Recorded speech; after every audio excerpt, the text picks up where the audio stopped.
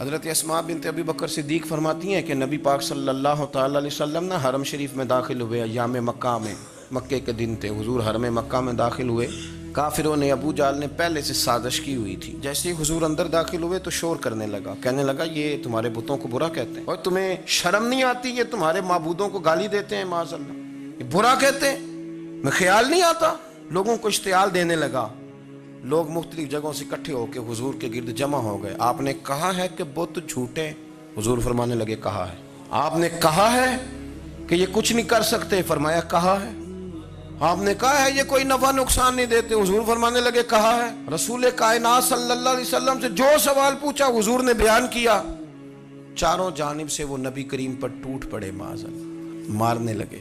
حضرت صدیق اکبر گھر میں بیٹھے کھانا کھا رہے تھے، کسی نے کہا ابو بکر وہ تو حرم میں حضور کو مار رہے ہیں، نہ سر پہ ٹوپی نہ پیروں میں جوتا۔ ابو بکر دوڑے، سر پٹ دوڑے، بھاگے۔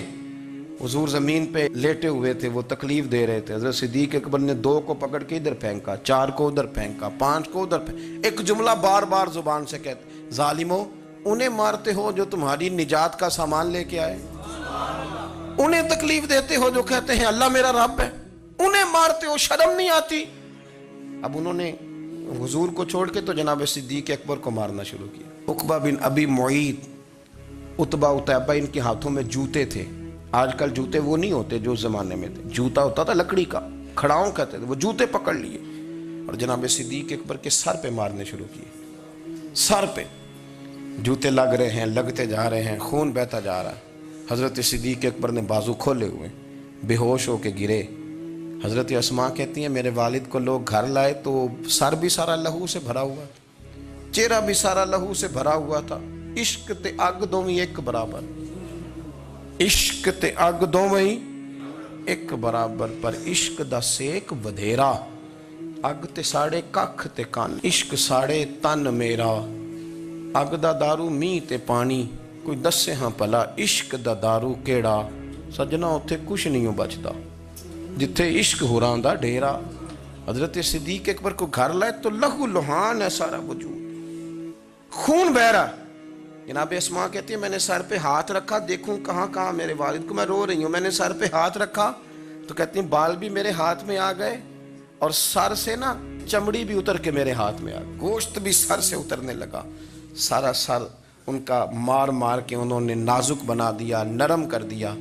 آپ فرماتی ہیں وہ بے ہوش تھے، ہم ان کے منہ میں دودھ ڈالتے تھے، لیکن وہ جب بھی آنکھ کھولتے تھے تو زبان پر ایک ہی لفظ تھا، ظالمو، انہیں مارتے ہو جو تمہیں کہتے ہیں میں اللہ کا رسول بن کے آیا، انہیں مارتے ہو۔ اس ترتیب سے رسول اللہ کی غلامی کی، اس رنگ میں نبی پاک سے پیار کیا، حضور کے حصے کی مار کھائی، نبی پاک کے حصے کے زخم اپنے سینے اور دل پر برداشت کیے۔ اس لیے تو میرے کریم نے فرمایا تھا لوگوں سن لو، میرے ساتھ جس نے بھی نیکی کی میں نے بدلہ دے دیا، میں نے ابو بکر کو نہیں دیا، میں ابو بکر کا ہاتھ پکڑ کے اللہ کی بارگاہ میں لے جاؤں گا، میں کہوں گا مالک اس نے بڑی نیکیاں کی ہیں، تو ہی اسے اجر عطا فرما، میں لے کے جاؤں گا، کہوں گا اے اللہ تو دے اسے اجر، اس نے بڑی نیکی کی، اس نے بڑا پیار کیا، اس نے میرے ساتھ بڑی محبت کی، اس نے بڑی غلامی۔ کچا پکا نظریہ لے کے جب لوگ دنیا میں چلتے ہیں تو اقبال کہتے ہیں، میں کہتا ہوں یہ کچھ بھی نہیں، یہ بغیر عشق کے دین پہ عمل کر رہے ہیں۔ اقبال نے پتہ کیا لفظ کا، اقبال کہتے ہیں یہ ڈھیر ہے، ڈھیر، اور ڈھیر بھی خاک کا، خاک کا جو ڈھیر ہوتا ہے نا، خاک کا، وہ کچھ بھی نہیں ہوتا، پھونک مارے توڑ جاتا ہے۔ اقبال کہنے لگے بجھی عشق کی آگ اندھیر ہے، بجھی عشق کی آگ اندھیر ہے، بجھی عشق کی آگ اندھیر ہے، یہ مسلمان نہیں، یہ خاک کا ڈھیر ہے۔